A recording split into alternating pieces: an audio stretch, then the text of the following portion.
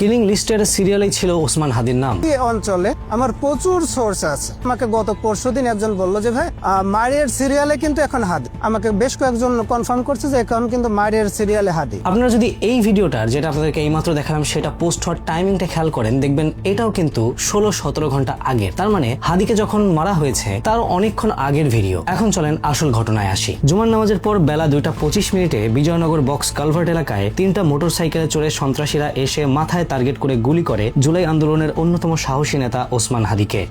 দেখেন, নির্বাচনের তফসিল ঘোষণা হয়েছে মাত্র গতকাল, বলা যায় 24 ঘন্টার মতো হয়েছে। এই 24 ঘন্টার ভেতরেই দেশের সবচেয়ে জনপ্রিয় আসন ঢাকা 8-এর এমপি প্রার্থীর উপরে হামলা চালানো হয়েছে। এরকম সিরিয়াস ও ভয়ঙ্কর একটা রাজনৈতিক স্টেপ কি হুট করে বানানো একদিনের কোনো প্ল্যান হতে পারে, নাকি দিনের পর দিন ঠান্ডা মাথায় সাজিয়ে তারপরে এক্সিকিউট করা হয়েছে এই মার্ডার প্ল্যান? নভেম্বর মাসে দেশি বিদেশি 30টি নম্বর থেকে বিভিন্ন ধরনের হুমকি পেয়েছেন বলে হাদি নিজেই জানিয়েছিলেন। প্রশ্ন হলো, তাহলে আমাদের ইন্টেলিজেন্স কি করছিল? নাকি সবাই এই ধরনের একটা দুর্ঘটনা ঘটার জন্যই অপেক্ষায় ছিল? মানলাম ওসমান হাদির সর্বোচ্চ চিকিৎসা নিশ্চিত করার জন্য প্রধান উপদেষ্টা যত কিছু করা যায় তার নির্দেশ দিয়েছেন, অথচ এই উপদেষ্টা প্যানেলের স্বরাষ্ট্র উপদেষ্টা, যার দায়িত্ব মানুষের নিরাপত্তা নিশ্চিত করা, তিনি গতকালও কোথায় মাংসের চেয়ে আলু বেশি সেটার চিরুনি অভিযান চালাচ্ছিলেন। ভাবা যায়, এদিকে মানুষের জীবনের হালের সুরত নেই, দিন দুপুরে কে কখন কোথায় কিভাবে মারা যাচ্ছে তার কোন রকম কোনো ইয়ত্তা নেই, আর ওদিকে স্বরাষ্ট্র উপদেষ্টা মাস্টার শেফ হয়ে গেছেন। অদ্ভুত। ওসমান হাদির বর্তমান যে অবস্থা সেটাকে ব্রেইন ডেড বলা হচ্ছে। একজন মানুষকে তখনই ব্রেইন ডেড বলা হয় যখন তার ব্রেইনের কোষগুলো পার্মানেন্টলি ড্যামেজ হয়ে যায় আর কোন রকম কোনো কাজ করে না। That means